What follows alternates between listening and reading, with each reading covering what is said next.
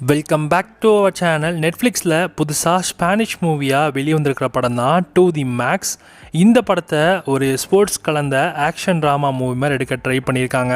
And படத்தோட தமிழ் டப்பிங்கும் இந்த படம் இப்போ நமக்கு நெட்ஃப்ளிக்ஸில் அவைலபிளாக இருக்குது. தமிழ் டப்பிங்கும் நல்லா பண்ணியிருக்காங்க.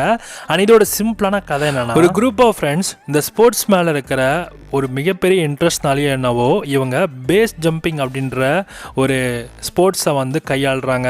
அதுவும் விங் ஷூட் போட்டுக்கிட்டு ஒரு சின்ன மிஸ்டேக் கூட பண்ணாமல் அப்படியே குதிச்சா அப்படியே ஒரு அட்ரினல் ரஷ்க்காக அப்படி பண்ணுறாங்க.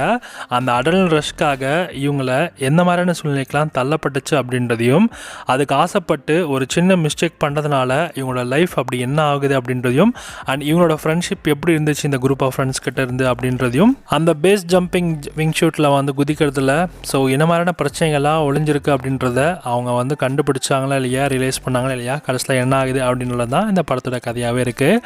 அண்ட் ஓவராலாக இந்த படத்தோட விஷுவல்ஸ்லாம் நமக்கே மூச்சு முட்டுற மாதிரி தான் இருக்கும்.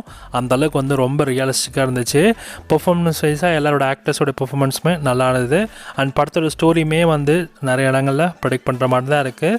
ஸ்லோ பேஸ்ட் எலமெண்ட்ஸ் ஒரு சில இடங்களில் இருக்குது. பட் ஆனால் ஆக்ஷன் சீன்ஸ்க்கு மட்டுமே நல்லா இன்ட்ரெஸ்டிங்காக போகிற மாதிரி இருக்கும். ஆனால் எமோஷன் சீக்வன்ஸை ஒரு மாதிரி லாகிங்காக தான் இருக்குது. அண்ட் இந்த படத்துக்கு ஏஜ் ரெஸ்ட்ரிக்ஷன் பார்த்தீங்கன்னா கண்டிப்பாக ஸ்போர்ட்ஸில் அவங்க அந்த ஜம்பிங்கே பார்த்தீங்கன்னா ஒரு மாதிரி ரொம்ப டேஞ்சரான ஒரு ஜம்பிங்கு.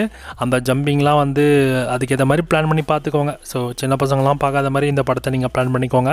அண்ட் அடல் ரஷ்க்காக என்ன மாதிரியான எக்ஸ்ட்ரீம்க்கெலாம் போக முடியும் அப்படின்னு இப்படிலாம் போகிறானுங்களா அப்படின்ற மாதிரியும் நீங்கள் இந்த படத்தை பார்த்து தெரிஞ்சுக்கலாம். இந்த மூவி இப்போ உங்களுக்கு தமிழ் டப்பிங்கும் நெட்ஃப்ளிக்ஸில் அவைலபிளாக இருக்குது. அண்ட் இந்த படத்துக்கு எஸ்ஆர் செட்டிங்ஸ் 5க்கு 3 கொடுக்கலாம்.